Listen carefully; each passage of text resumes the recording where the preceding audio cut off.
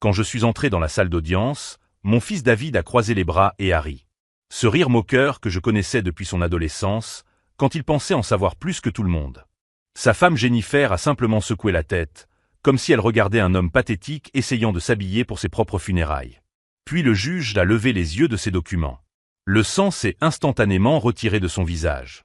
Ses mains ont tremblé si fort que le marteau a glissé de ses doigts et a frappé la table avec un bruit sec qui a résonné dans la salle d'audience silencieuse. Il m'a regardé fixement pendant de longues secondes, les yeux écarquillés, avant de murmurer un seul mot que personne d'autre dans la salle n'a pu comprendre. Fantôme. David et Jennifer m'ont regardé, perplexe. Leur avocat a cessé de feuilleter ses papiers. Personne ne comprenait pourquoi le juge semblait avoir vu un mort-vivant. Mais j'ai immédiatement reconnu John Carmichael. 30 ans plus vieux, les cheveux gris, mais les mêmes yeux nerveux que lorsqu'il était un procureur débutant sur le point de perdre la plus grande affaire de sa carrière. Jusqu'à ce que j'apparaisse comme témoin expert et livre 12 cadres corrompus sur un plateau d'argent. Je m'appelle Rob, j'ai 72 ans, et pendant 3 décennies, j'ai été connu sous le nom de Le Scalpel, l'enquêteur médico-légal du ministère de la Justice qui décortiquait les mensonges financiers comme un chirurgien enlève une tumeur. Aujourd'hui, mon propre fils essayait de me faire passer pour fou afin de me voler tout ce que j'avais construit. Mais tandis que David se moquait de ma prétendue sénilité, utilisant un dentiste sans licence comme d'expert médical, il n'avait aucune idée de qui il avait vraiment en face de lui.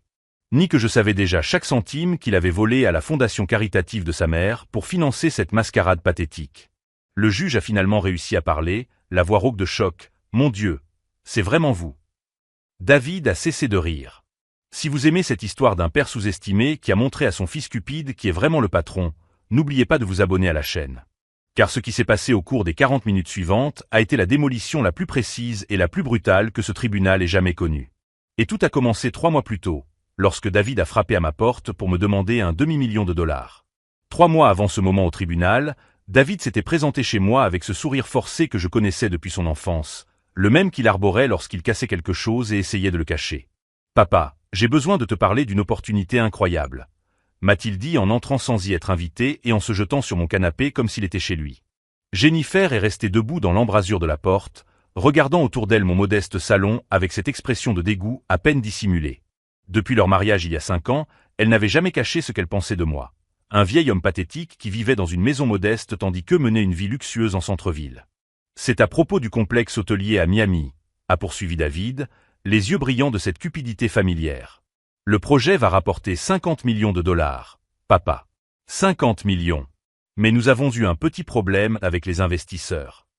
Jennifer finit par entrer, mais resta debout, comme si s'asseoir allait la contaminer. Ce que David essaie de dire, interrompit-elle de sa voix condescendante, c'est que nous avons besoin d'un prêt d'un demi-million. Juste pour 6 mois. Un demi-million de dollars.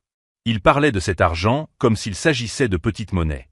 C'est un rendement garanti de 40%. A rapidement ajouté David. 40%, papa. Où d'autre pourrais-tu trouver ça à ton âge? À mon âge. Comme si j'étais un vieillard incapable de comprendre les mathématiques de base. Mais je savais déjà que le complexe hôtelier de Miami était un mensonge. 2 semaines auparavant, mon ancien contact au FBI m'avait appelé pour un café informel. Au cours de notre conversation, il a mentionné en passant qu'il enquêtait sur une série de stratagèmes de Ponzi en Floride, tous impliquant des complexes hôteliers fantômes et des investisseurs trompés. Le nom de l'entreprise de David figurait sur la liste. « Je ne peux pas vous aider », ai-je répondu calmement. « Tout mon argent est investi dans des fonds de retraite. » Le changement a été instantané. Le sourire de David s'est figé, puis a complètement disparu. Jennifer a laissé échapper un rire amer et cruel. « Bien sûr que oui », a-t-elle dit en croisant les bras. « Le grand Rob et sa retraite. » Savez-vous combien d'argent cet homme a caché? A-t-elle demandé à David en me désignant comme si j'étais un objet. Il a vendu cette immense maison dans le Connecticut et a reçu plus de 2 millions. 2 millions. Et il reste là à faire semblant d'être fauché. David se leva, le visage rouge de colère. « Papa, tu es égoïste. Nous sommes ta famille. Ta seule famille. Et tu es stupide, » ajouta Jennifer. Tu gardes ton argent comme un avare alors que ton propre fils essaie de construire quelque chose de grand. Ce qu'il ne savait pas, c'est que j'avais un accès complet au dossier financier de David grâce à un système que j'avais mis en place depuis mon passage au ministère de la Justice. Je savais pour les 3 sociétés fictives, les prêts qu'il n'avait jamais remboursés, et surtout, je savais pour les 230 000 $ qu'il avait volés à la fondation Ellen Price, l'organisation caritative que j'avais créée en mémoire de ma défunte épouse, sa mère. Hélène était décédée d'un cancer 3 ans auparavant. La fondation finançait la recherche sur le cancer et aidait les familles dans le besoin à payer leurs frais médicaux. C'était la seule chose qui restait de la femme la plus généreuse que j'ai jamais connue. Et mon propre fils volait de l'argent destiné à sauver des vies pour financer ses combines louches.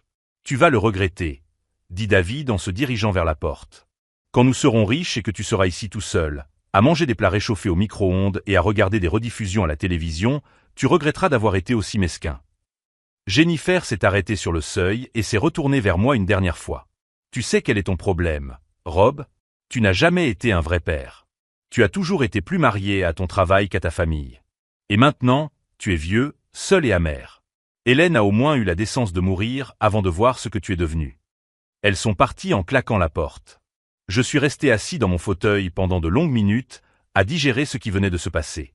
Ce n'était pas le refus de l'argent qui les avait mis en colère, c'était la perte de contrôle. Elle s'attendait à ce que je sois le vieil homme obéissant qui ouvrait son portefeuille chaque fois qu'on le lui demandait. J'ai pris mon ordinateur portable et j'ai accédé au compte de la fondation. Comme je le soupçonnais, il y avait d'autres retraits. David ne s'était pas arrêté à 230 000 $. La semaine dernière, il avait transféré 50 000 $ supplémentaires sur un compte personnel. Près de 300 000 $ volés à la mémoire de sa propre mère. Ce soir-là, j'ai reçu un appel de Tyler, mon petit-fils de 16 ans, fils du premier mariage de David. « Grand-père », m'a-t-il dit d'une voix inquiète, « mon père et Jennifer parlent de toi. Ils disent que tu deviens bizarre. » Bizarre comment, Tyler? Ils disent que tu oublies des choses, que tu n'es plus capable de prendre soin de toi. Jennifer dit que tu ne te souviens même plus du nom de ma mère. Mon ex-belle-fille, Sarah, était décédée dans un accident de voiture 2 ans auparavant. Tyler vivait avec moi le week-end, et je connaissais chaque détail de la vie de ce garçon. Tyler, tu penses que j'oublie des choses? Non, grand-père. Tu te souviens de tout. Même de mes matchs de basket, que j'ai moi-même oubliés. Mais je comprenais leur stratégie. Ils semaient des graines, préparaient le terrain. S'ils parvenaient à convaincre suffisamment de personnes que je perdais la raison, il serait plus facile de me déclarer incapable le moment venu.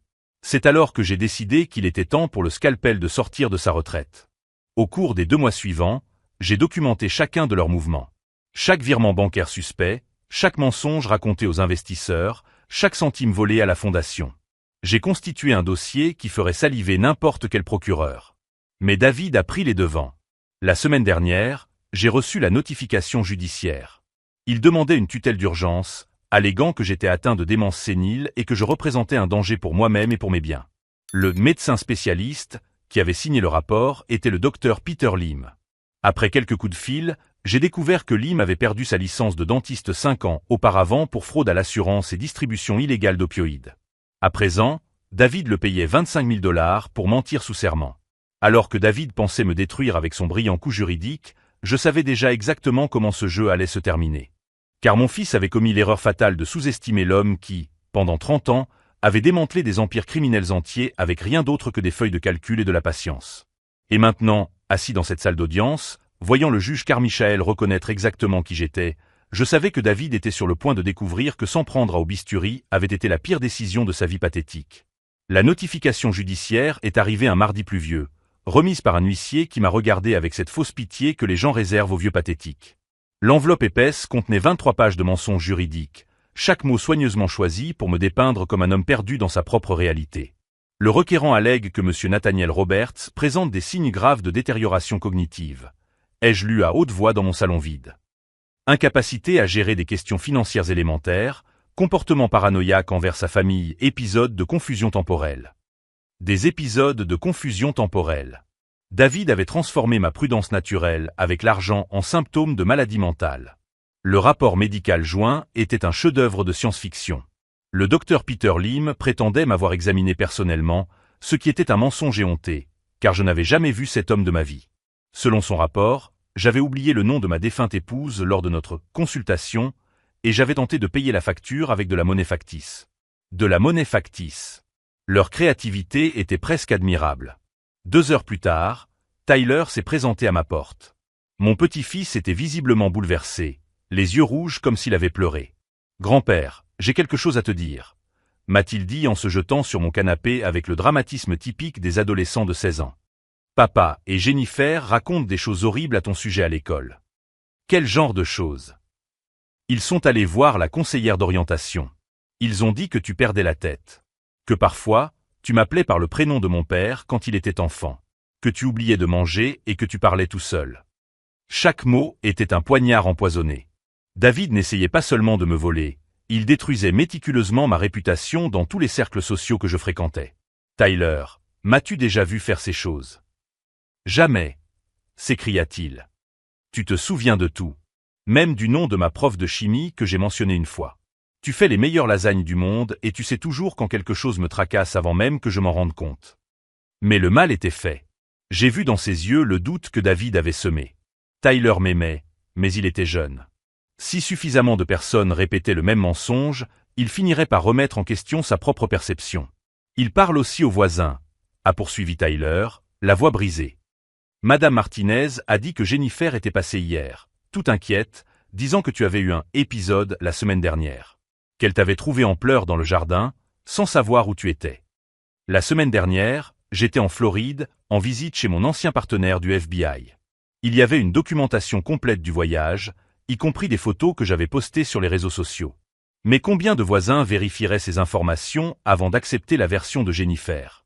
C'est à ce moment-là que quelque chose a changé en moi. Pendant 2 mois, j'avais réagi de manière défensive, essayant de prouver ma santé mentale à des personnes qui avaient déjà décidé de croire au mensonge le plus commode. Je jouais leur jeu selon leurs règles. Il était temps de changer les règles. Tyler, je vais te poser une question importante. Tu me fais confiance? Complètement, grand-père. Alors j'ai besoin que tu fasses exactement ce que je vais te demander, sans poser de questions, même si cela te semble étrange. Tu peux faire ça pour moi?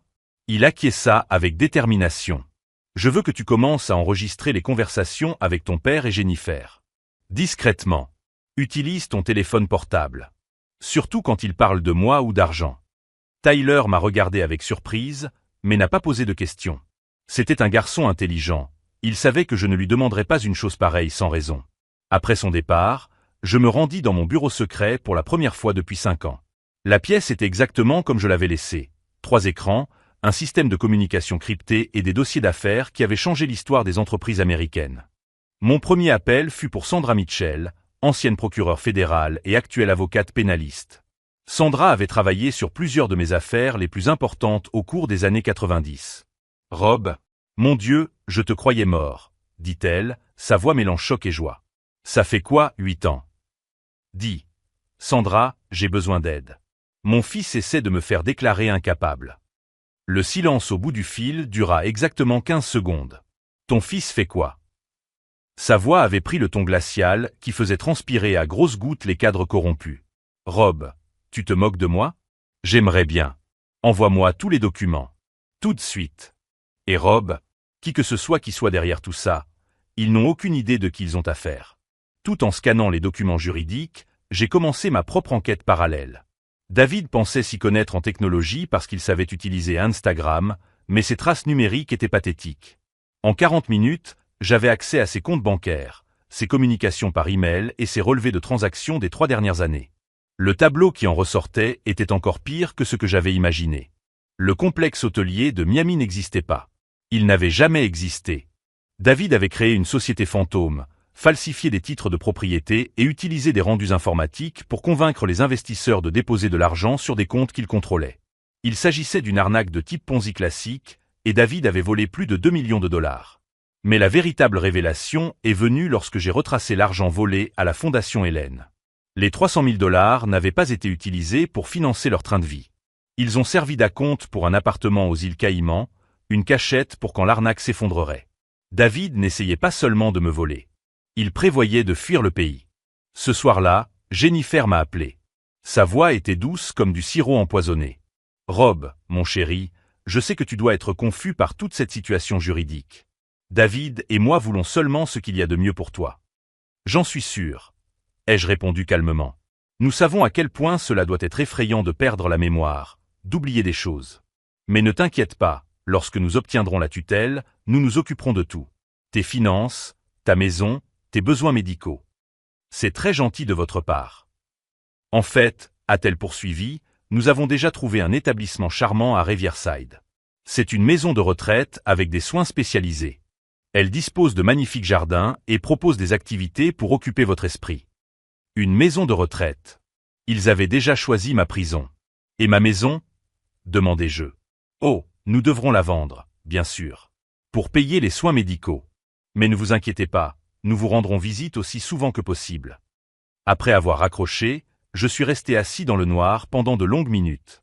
David et Jennifer n'étaient pas seulement cupides, ils étaient aussi des sociopathes calculateurs. Ils avaient orchestré chaque détail. Détruire ma réputation, m'isoler socialement, me faire interner, puis vendre ma maison pour financer leur fuite à l'étranger. C'était un plan presque parfait. Presque. Car ils avaient commis l'erreur fatale de sous-estimer le scalpel. J'ai pris mon téléphone crypté et j'ai composé un numéro que je n'avais pas utilisé depuis 15 ans. Marcus Thompson, directeur adjoint du FBI, a répondu à la 3e sonnerie. Rob, mec, tu as disparu de la circulation. Comment se passe ta retraite? Compliqué, Marcus. J'ai besoin d'un service. Tout ce que tu veux, mec. Tu as sauvé ma carrière dans l'affaire Meridian. J'ai besoin que tu enquêtes discrètement sur une opération Ponzi à Miami. J'ai des raisons de croire qu'elle implique une fuite de capitaux et du blanchiment d'argent international. J'ai envoyé les dossiers que j'avais compilés sur David. 2 heures plus tard, Marcus m'a rappelé, la voix tendue. Rob, c'est énorme. Il ne s'agit pas seulement de ton fils, il est lié à un réseau de fraudeurs que nous traquons depuis des mois. Tu viens de nous fournir le chaînon manquant. Super. Mais Marcus, j'ai besoin d'une promesse. Laissez-moi d'abord m'en occuper personnellement. Ensuite, vous pourrez l'arrêter. Rob. 3 jours. Juste 3 jours. Ensuite, il sera à vous. Un long silence. D'accord. 3 jours. Mais Rob, s'il essaie de quitter le pays. Il n'essaiera pas. Je m'en assurerai. J'ai raccroché et j'ai regardé les documents éparpillés sur la table. David avait déclaré la guerre aux mauvais hommes. Pendant 30 ans, j'avais traqué des prédateurs financiers bien plus intelligents que lui. J'avais démantelé des empires bâtis par des génies criminels aux ressources illimitées. Mon propre fils n'était qu'un escroc amateur avec des illusions de grandeur. Et dans 72 heures, lorsque nous entrerions dans cette salle d'audience, il découvrirait exactement qui il avait tenté de détruire. Mais avant cela, j'avais besoin d'une conversation en tête-à-tête avec le docteur Peter Lim. Le docteur Peter Lim vivait dans un appartement délabré à Van Nuys, dans un complexe qui semblait s'être arrêté dans les années 80. L'interphone était cassé. J'ai donc gravi les 3 étages jusqu'à la porte 312. Le couloir sentait le moisi et la vieille nourriture chinoise. J'ai frappé à la porte. Des pas traînants se sont approchés, suivis du bruit de plusieurs verrous qui s'ouvraient. La porte s'est ouverte, révélant un homme petit et mince, aux cheveux gras et aux yeux nerveux. Il portait un t-shirt taché et un pantalon de pyjama à 2 heures de l'après-midi. « Docteur Lim ?» ai-je demandé de ma voix la plus douce de vieil homme confus. « Qui veut savoir ?» a-t-il répondu en refermant la porte. « Je m'appelle Rob. Je suis le patient sur lequel vous avez rédigé le rapport médical. » Il est devenu livide. Il a essayé de fermer la porte, mais j'avais déjà mis mon pied dans l'interstice. « Calmez-vous, docteur. Je veux juste discuter. » Je ne sais pas de quoi vous parlez, balbutia-t-il, mais ses mains tremblaient. « Je peux entrer ?» J'ai apporté du café. Je levai un sac en papier Starbucks. Et j'ai aussi apporté ça. Je montrai un dossier noir. Ce sont vos antécédents judiciaires. Très intéressant. Il me laissa entrer. L'appartement était en désordre. Des piles de journaux poussiéreux, de la vaisselle sale dans l'évier et une odeur aigre dans l'air. Lim s'assit dans un fauteuil déchiré, visiblement terrifié. « Combien mon fils vous paie-t-il » demandai-je directement. « 25 000, murmura-t-il, incapable de me regarder dans les yeux. Seulement 25 000 pour ruiner la vie d'un homme. J'ai poussé un grognement de désapprobation. « Peter, je peux vous appeler Peter? Vous êtes vraiment sous-estimé. » J'ai ouvert mon porte-documents et posé une photo sur la table basse salle entre nous. C'était Lim, arrêté 5 ans auparavant, menotté, emmené de son cabinet dentaire par des agents fédéraux. Distribution illégale d'opioïdes, ai-je dit calmement. 400 000 pilules en 2 ans. Vous avez transformé votre clinique en supermarché de la drogue. Lim transpirait maintenant. C'est du passé. J'ai payé ma dette à la société. J'ai payé. J'ai posé un autre document sur la table. Peter, vous n'avez jamais été emprisonné. Vous n'avez jamais passé un seul jour en prison. Vous voulez savoir pourquoi? Il n'a pas répondu. Parce que quelqu'un a payé votre caution. 500 000 $. Et ensuite, il a payé les meilleurs avocats pénalistes de Los Angeles. Des avocats qui ont coûté plus de 200 000 $ pour vous sortir de prison. Je posais une troisième feuille. C'était le relevé du virement bancaire. Walsh Holdings GP. L'entreprise de mon fils.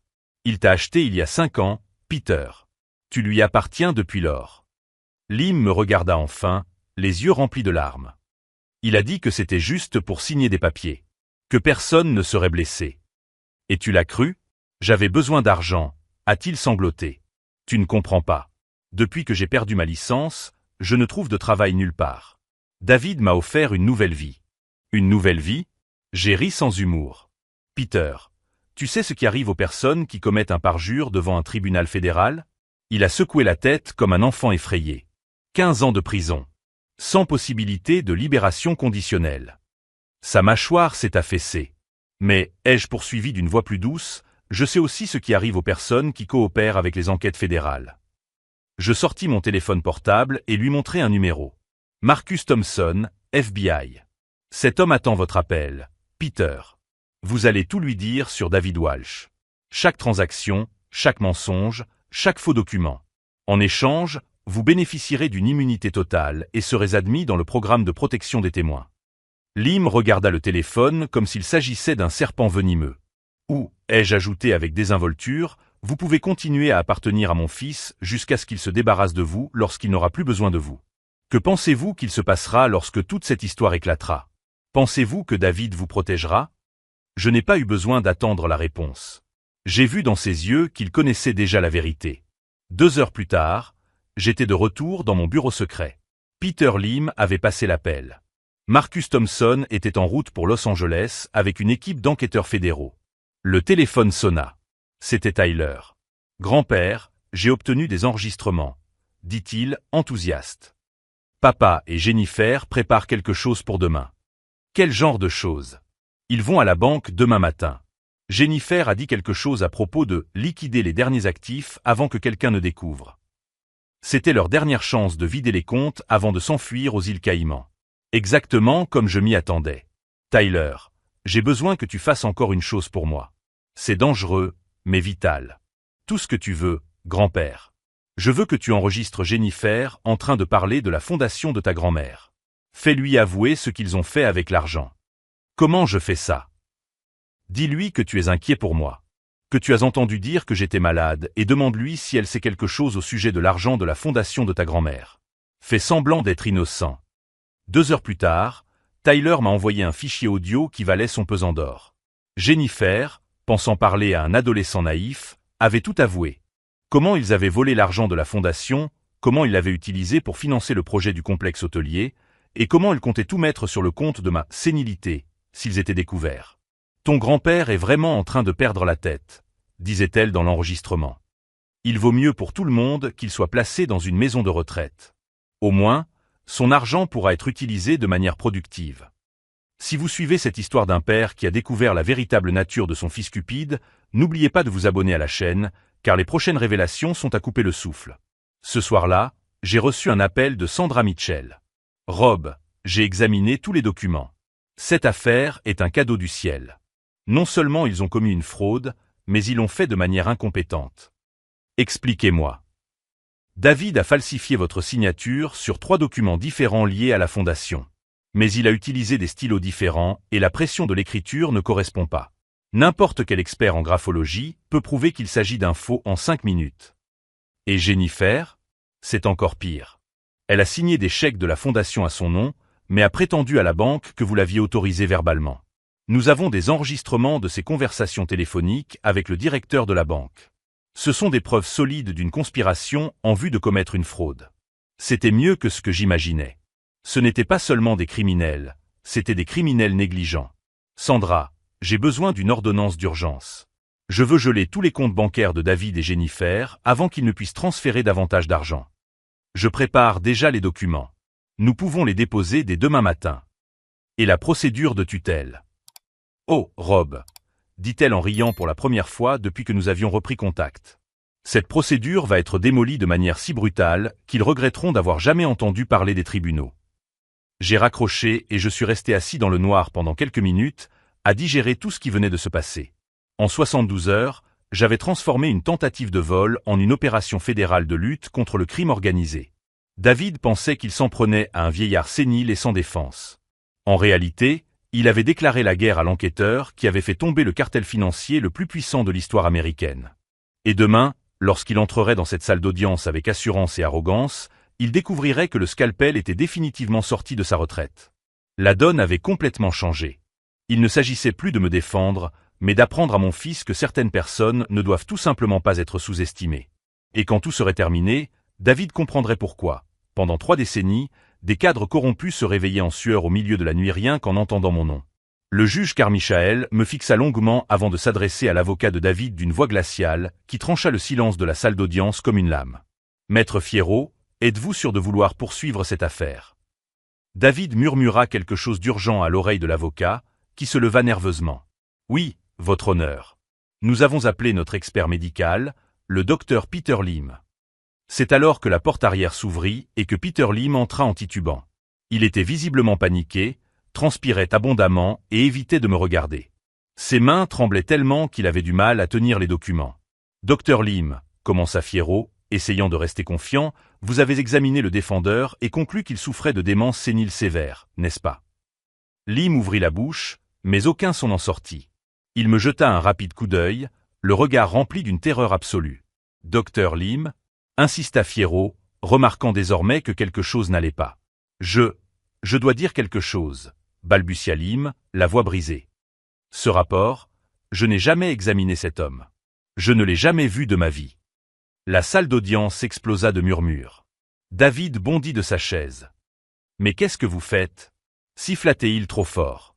Sandra Mitchell se leva calmement. « Votre honneur, j'aimerais présenter quelques preuves à la cour. » Elle posa un dossier sur la table du juge. Des virements bancaires montrant que mon client, David Walsh, a versé 25 000 $ à M. Lim, qui n'est plus médecin depuis 5 ans. Sa licence de dentiste a été révoquée pour distribution illégale d'opioïdes. Le juge examina les documents, son visage s'assombrissant à chaque page. Plus important encore, poursuivit Sandra, nous avons des enregistrements audio de M. Walsh et de sa femme Jennifer avouant avoir volé 293 000 $ à la fondation Ellen Price, une fondation caritative pour la recherche sur le cancer créée en mémoire de la défunte épouse de mon client. David était blanc comme un linge. Jennifer se mit à sangloter de manière incontrôlable. « Impossible » murmura David. « Vous ne pouvez pas avoir ces enregistrements. » C'est alors que Tyler entra dans la salle d'audience. Mon petit-fils de 16 ans s'approcha de notre table et tendit un téléphone portable à Sandra. « Voici toutes les conversations, tante Sandra » dit-il assez fort pour que David l'entende. 3 semaines d'enregistrement.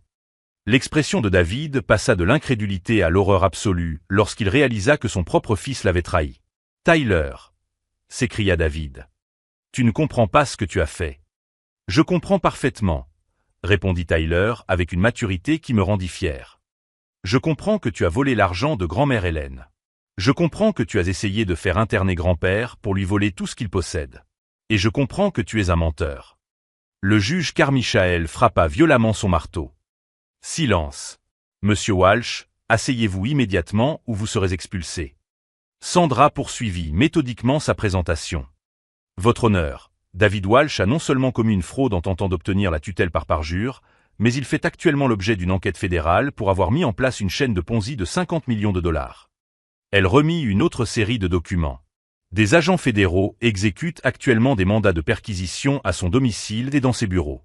Le FBI a découvert qu'il avait créé un complexe touristique fantôme à Miami et volé plus de 2 millions de $ à des investisseurs innocents. » David tenta de se lever à nouveau, mais ses jambes lâchèrent. Il s'effondra sur sa chaise, le visage entre les mains. « Ce n'est pas fini, » murmura-t-il désespérément. « Vous ne pouvez pas prouver. »« En fait, si, » dit une nouvelle voix depuis l'entrée du tribunal.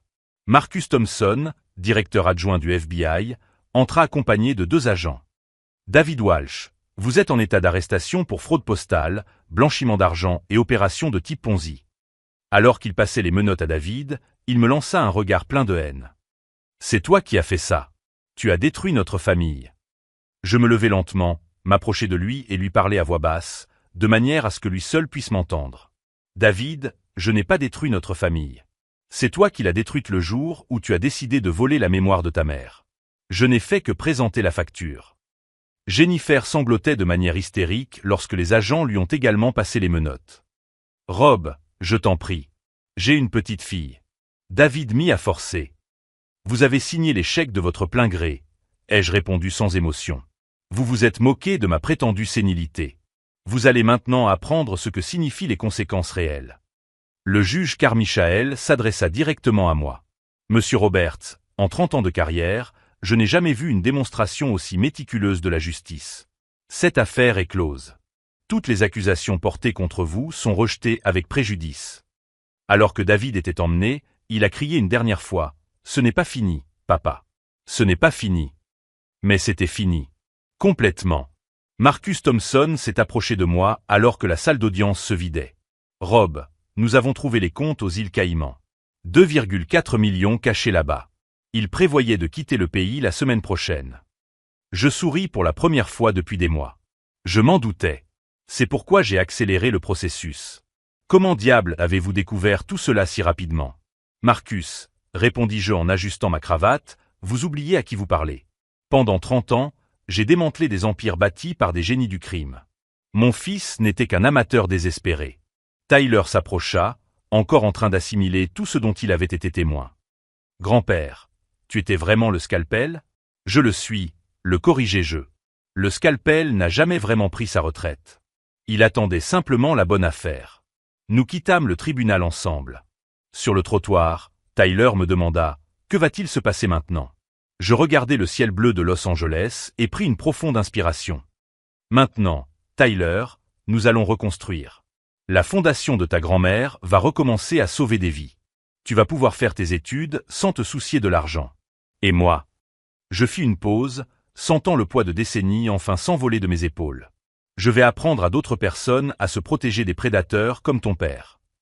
La véritable vengeance n'avait pas été de détruire David. Elle avait été de montrer au monde entier que sous-estimer quelqu'un en raison de son âge est l'erreur la plus coûteuse que l'on puisse commettre. Surtout quand cette personne est le scalpel. 6 mois après le procès, j'ai reçu un appel de Marcus Thompson. Rob, j'ai pensé que tu aimerais le savoir. David a été condamné à 15 ans de prison fédérale. Jennifer a écopé de 8 ans. Ils ont tenté un accord de dernière minute, proposant de restituer tout l'argent volé, mais le juge fédéral n'a même pas voulu les entendre. J'étais assis dans mon nouveau bureau, au 15e étage d'un immeuble du centre-ville de Los Angeles. Par la fenêtre, je pouvais voir la ville s'étendre à l'horizon, une métropole où la justice et la vengeance se rencontrent parfois dans le même tribunal. Et l'argent des investisseurs?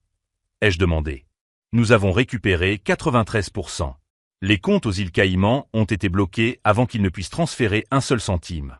Les investisseurs récupèrent pratiquement tout ce qu'ils ont perdu. Et la fondation Hélène? Elle a été entièrement restaurée. En fait, grâce aux actifs saisis à David, elle dispose désormais de plus de ressources que jamais. 540 000 $ consacrés exclusivement à la recherche sur le cancer. J'ai raccroché et j'ai regardé la plaque sur mon bureau, Roberto Price, consultant en enquête financière. Après 3 décennies de retraite, le scalpel était officiellement de retour dans les affaires.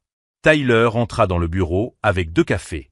Mon petit-fils, maintenant âgé de 17 ans, travaillait avec moi les après-midi après l'école. L'expérience avec son père l'avait fait mûrir de manière impressionnante. « Grand-père, j'ai reçu un nouveau dossier », dit-il en me tendant un dossier. Une femme de 60 ans dont les enfants essaient de la vendre à une maison de retraite pour toucher son héritage. Je souris. Et que penses-tu que nous devrions faire? Enquêter d'abord sur les enfants. Voir s'il y a des preuves de manipulation financière. Ensuite, monter un dossier solide avant d'agir. Le garçon avait bien appris. Au cours des derniers mois, il était devenu mon assistant officieux, m'aidant à organiser les dossiers et menant même certaines recherches préliminaires. Voir Tyler grandir de cette manière était l'un des aspects les plus gratifiants de toute cette expérience. Tyler, puis-je te poser une question personnelle? Il s'assit sur la chaise en face de mon bureau. Bien sûr. Ton père te manque. Il resta silencieux pendant un long moment, réfléchissant à la question avec le sérieux qu'il avait développé. Le père que je croyais qu'il était me manque, dit-il finalement. L'homme qui m'emmenait au match de basket et m'aidait à faire mes devoirs de maths.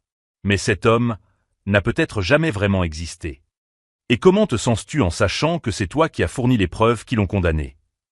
Fier, répondit-il sans hésiter. Parce que j'ai appris que la loyauté ne signifie pas protéger quelqu'un des conséquences de ses actes. Cela signifie faire ce qui est juste, même lorsque c'est difficile. C'était exactement ce que j'espérais entendre. 3 semaines plus tard, j'ai reçu une visite inattendue. Jennifer était à la réception, accompagnée d'un avocat. Elle avait obtenu une libération conditionnelle après 4 mois de prison, en échange de son témoignage contre David et du remboursement de tout l'argent qui se trouvait encore sur des comptes accessibles. Elle semblait avoir vieilli de 10 ans. Ses cheveux étaient gris, sans les traitements coûteux d'autrefois. Elle portait des vêtements simples et affichait une humilité qu'elle n'avait jamais montrée au cours des 15 années où je l'avais connue. « Rob, dit-elle, la voix brisée, je suis venu m'excuser. » Je lui indiquai une chaise. Tyler quitta discrètement la pièce. « Il n'y a aucune excuse pour ce que nous avons fait, » a-t-elle poursuivi. « Voler la fondation Hélène, essayer de te faire interner, c'était monstrueux. Je le sais maintenant. Jennifer, pourquoi avez-vous fait ça? Vraiment. Pas d'excuses ni de justification. Pourquoi? Elle a pleuré en silence pendant quelques minutes avant de répondre. Parce qu'il était plus facile de te voir comme un obstacle que d'admettre que David était en train d'échouer. Parce qu'il était plus facile de te reprocher d'être mesquin que d'accepter que nous étions ruinés. Et parce que... Elle marqua une pause. Parce que j'avais peur que si David perdait tout, il me quitterait. Et il t'a quitté? Au moment où il a été arrêté, il m'a tout reproché. Il a dit que je l'avais influencé, que c'était ma cupidité qui avait créé toute cette situation. 15 ans de mariage, et au premier signe de véritable problème, il a essayé de me jeter sous le bus. C'était exactement ce à quoi je m'attendais de la part de David. Il a toujours été lâche lorsqu'il était confronté aux conséquences de ses actes. Jennifer, as-tu un endroit où loger? Du soutien? Je vis chez ma sœur à Phoenix. J'ai trouvé un emploi dans un magasin de vêtements. C'est humiliant, après tout ce que j'ai vécu. Mais c'est honnête. Elle s'est levée pour partir, mais s'est retournée une dernière fois. Rob, tu aurais pu nous détruire complètement. Mais tu t'es arrêté quand justice a été faite. Ça signifie quelque chose. Après son départ, j'ai réfléchi à ses paroles. La vérité, c'est que j'aurais pu aller beaucoup plus loin. J'aurais pu ruiner des réputations, détruire la carrière de personnes périphériques, causer des ravages bien plus importants. Mais cela n'aurait pas été justice, seulement de la cruauté. Le scalpel a toujours su faire la différence entre une intervention chirurgicale précise et une destruction inutile. 1 mois plus tard, Tyler m'a montré un article dans le journal local. David avait été agressé en prison par d'autres détenus qui avaient découvert ses crimes contre des personnes âgées. Il était à l'hôpital de la prison, gravement blessé mais pas mortellement. « Comment te sens-tu en voyant ça ?» m'a demandé Tyler. « Je ne ressens rien, » ai-je répondu honnêtement. Ni satisfaction ni pitié. Juste la reconnaissance qu'il existe dans la vie des conséquences qui vont au-delà de ce que n'importe quel tribunal peut imposer. Cela te dérange? De ne rien ressentir? Tyler, pendant 30 ans, j'ai vu des hommes bien pires que ton père subir des destins bien pires. J'ai développé une capacité à compartimenter mes émotions lorsqu'il s'agit de justice. David a fait des choix. Il doit maintenant vivre avec. Ce soir-là, je suis allé me recueillir sur la tombe d'Hélène. C'était quelque chose que je faisais tous les mois depuis que tout avait été réglé. J'ai apporté des fleurs fraîches et un rapport sur la fondation. La fondation a sauvé 17 vies au cours du dernier trimestre, ai-je dit à voix haute devant la pierre tombale. Nous avons financé 3 recherches qui donnent des résultats prometteurs. Et Tyler est en train de devenir un jeune homme formidable. Tu serais fier de lui. Une douce brise faisait osciller les arbres autour du cimetière. Pendant un instant, j'ai presque pu sentir sa présence, approuvant ce que nous avions accompli. Quant à David, ai-je marqué une pause, choisissant mes mots. Il a perdu son chemin, Hélène. Mais peut-être qu'avec suffisamment de temps pour réfléchir, il pourra trouver une sorte de rédemption. Pas pour notre bénéfice, mais pour le sien. 6 mois se sont écoulés depuis. Mon cabinet de conseil s'est développé. Nous avons désormais 5 enquêteurs qui travaillent avec nous, tous spécialisés dans les crimes financiers contre les personnes âgées. Au cours des 6 derniers mois, nous avons aidé à récupérer plus de 3 millions de dollars d'actifs volés et envoyé 12 criminels en prison. Tyler a été accepté à Stanford avec une bourse complète. Il prévoit d'étudier le droit, puis de se spécialiser dans la protection des droits des personnes âgées. Lors du dîner de célébration, il m'a posé une question qui m'a surpris. « Grand-père, penses-tu que mon père peut changer? Vraiment changer? » Pourquoi cette question? Parce qu'il m'a écrit une lettre depuis la prison. Il s'excuse. Il dit qu'il veut me voir quand il sortira. J'ai réfléchi attentivement avant de répondre. Tyler, les gens peuvent changer. Mais le véritable changement vient de la compréhension sincère de l'impact de ses actions, et pas seulement du regret des conséquences. Si ton père a vraiment changé, tu le sauras par ses actions, pas par ses paroles. Et s'il avait changé, tu lui pardonnerais? Le pardon ne concerne pas ton père, Tyler. Il s'agit de ne pas nourrir une colère qui ne sert aucun objectif constructif. J'ai déjà pardonné à ton père pour ce qu'il m'a fait. Mais la confiance, c'est tout autre chose. La semaine dernière, nous avons reçu un cas qui m'a rappelé pourquoi j'avais repris le travail.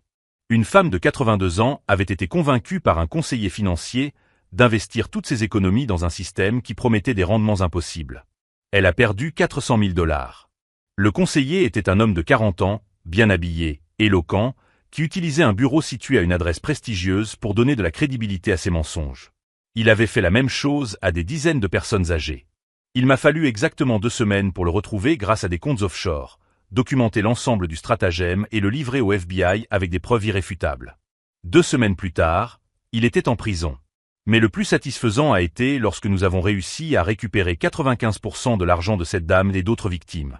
Voir le soulagement sur son visage lorsque nous lui avons remis le chèque m'a rappelé pourquoi Au Bisturi existe. Si vous êtes arrivé jusqu'ici dans cette histoire qui raconte comment un père a appris à son fils cupide que certaines personnes ne doivent tout simplement pas être sous-estimées, n'oubliez pas de vous abonner à la chaîne. Nous avons des centaines d'histoires comme celle-ci, celles de personnes qui ont refusé d'être des victimes et ont trouvé des moyens brillants d'obtenir justice. Aujourd'hui, quand je repense à cette période, je ne vois pas la tentative de David de me détruire comme un traumatisme, mais comme un réveil. Pendant 10 ans après la mort d'Hélène, je m'étais contenté d'être invisible, insignifiant, juste un vieil homme à la retraite attendant la mort. David m'a forcé à me rappeler qui j'étais vraiment. Il a réveillé le scalpel. Et même si je ne souhaite à personne la douleur d'être trahi par sa propre famille, je suis reconnaissant du résultat final. Parce qu'aujourd'hui, à 73 ans, j'ai à nouveau un but. J'ai Tyler qui travaille à mes côtés. J'ai la Fondation Hélène qui sauve des vies. Et j'ai la satisfaction de savoir que je peux encore faire une différence dans le monde. Quant à David, la dernière fois que j'ai eu de ses nouvelles, c'était par Tyler. Il participait à un programme de réinsertion en prison, aidant d'autres détenus à acquérir des compétences de base en mathématiques. Peut-être s'agit-il simplement d'une manipulation pour impressionner la commission des libérations conditionnelles. Peut-être s'agit-il d'un véritable changement. Honnêtement, cela n'a plus d'importance. Car j'ai appris que la véritable victoire ne consistait pas à détruire mon fils.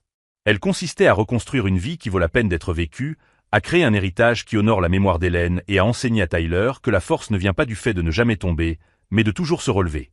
La vengeance peut être douce, mais d'avoir un but est beaucoup plus satisfaisant. Et s'il y a une leçon à tirer de toute cette histoire, c'est celle-ci. Ne sous-estimez jamais quelqu'un en fonction de son âge, de son apparence ou de sa situation actuelle. Parce que vous ne savez jamais quand vous avez affaire à quelqu'un qui a passé des décennies à perfectionner l'art de démanteler des empires bâtis sur des mensonges. Parfois, le vieil homme tranquille dans le coin de la pièce n'est pas seulement un vieil homme tranquille. Parfois, c'est le bistouri.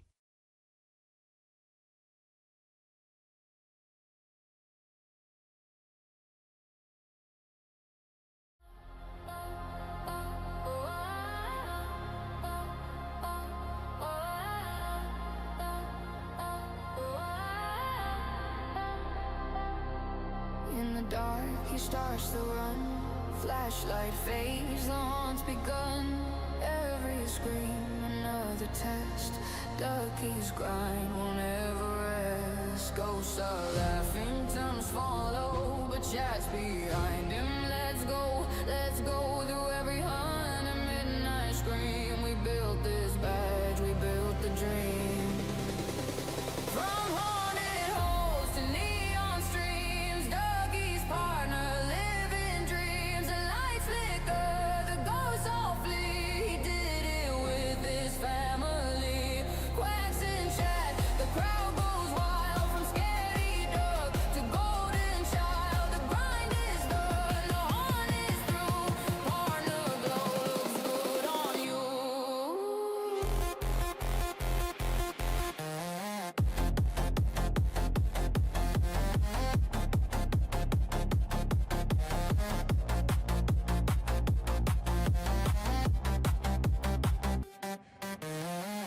Phone's calling, doors slam tight. He laughs it off, not scared tonight. Community is strong, the love so true.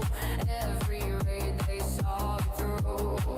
Now the spirits fade, the beat kicks in. It's Ducky's time, let the show begin. But if ghost hunts ever lose their thrill, there's always that Duck dating scene.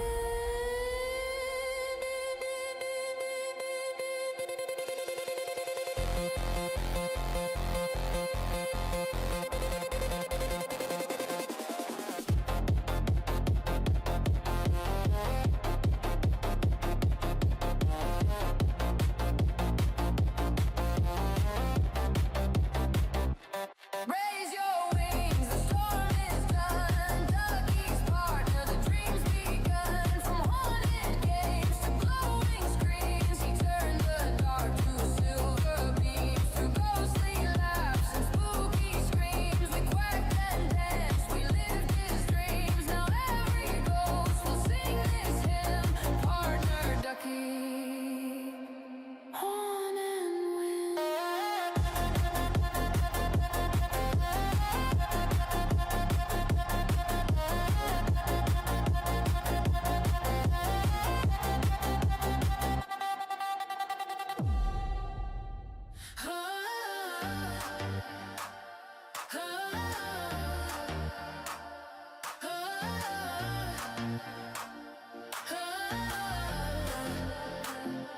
Thirteen doors creak open wide. Grafton shadows where the phantoms hide. Every step the challenge grows, but the fire in your heart still glows. Back to back, no room to breathe. 13 trials, no way to leave. Every hunt a darker song, but you keep on pushing on. Save the dark, save the dark. 13 nights won't be enough. Save the dark, save the dark. Hold the line when the game gets tough. Save the dark, save the dark. Voices whisper, but you won't give up. Save the dark, save the dark, save the dark.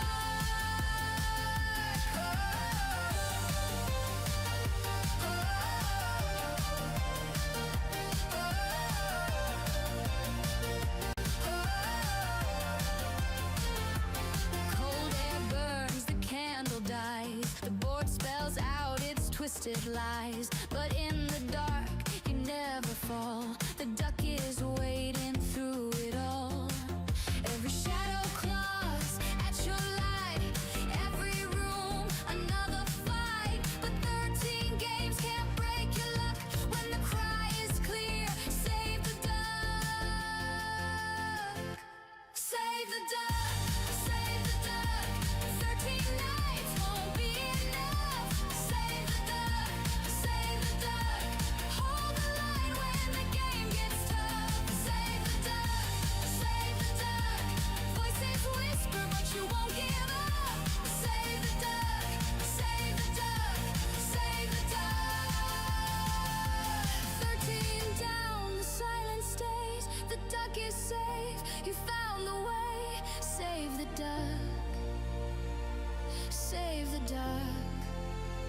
Save the duck. Save the duck. Save the duck.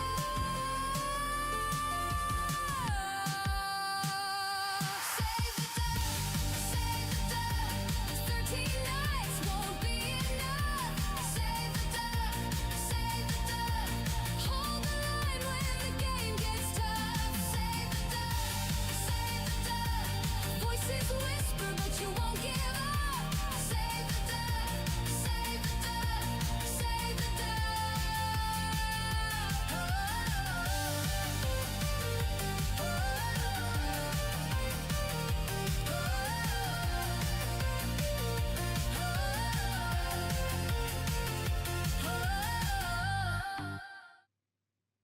Hi everybody, how are you doing? How are you doing?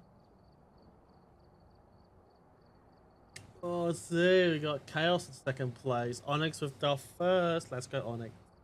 Keegan the third. Your boy, let's go. Be nice and early. Hell yeah. Onyx, thanks for the 5 buzz resub at tier 1. Really appreciate it. Thank you, Chaos, for putting up the platinum. Thank you, Onyx, for pinning it.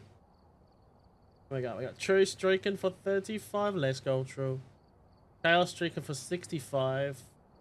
Okay. Great, Chaos.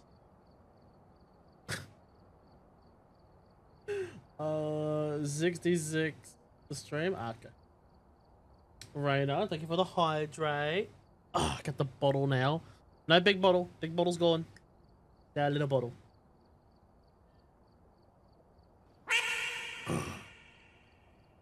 Hey, Robbie, how you doing, mate? Play a real game? Yeah, fuck you.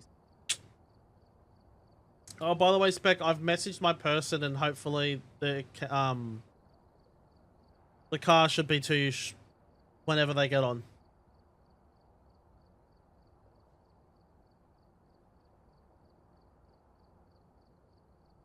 Yeah, something's def up with Twitch. I'm still on 0 streak. Yeah, nah, that's definitely Twitch's fault there. That's fucked, mate. I'm sorry that you lost it too. Hopefully they can fucking fix it. It's actual bullshit. Okay, all of those. How are we all tonight? Have you all eaten, hydrated? If not, go do so because I'm watching you and care for your health. No, gamer. No. Make me.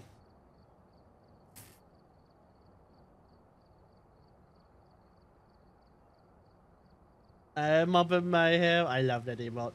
I love it. Just Dougie? No. Hey, Robbie. Where it was? Let's go, gamer.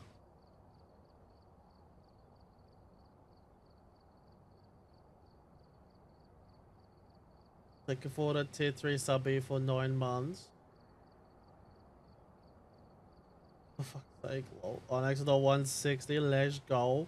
Okay, it's a lurky night as I have to try and get some sleep less than 30 hours ago. Too easy, Onyx. Thank you so much for pinning that, and then yeah, please go get some sleep. Please get some sleep. I was more interested to see if it was me. It's obviously them. Nah, 100% it's them. Thank you, Onyx. That's if we get around to that. I appreciate it. If not, I'll use them tomorrow.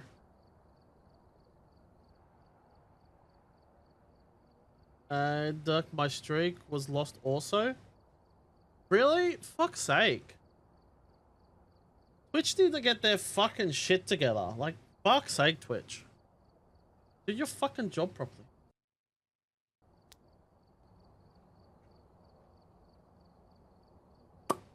Is this the right settings?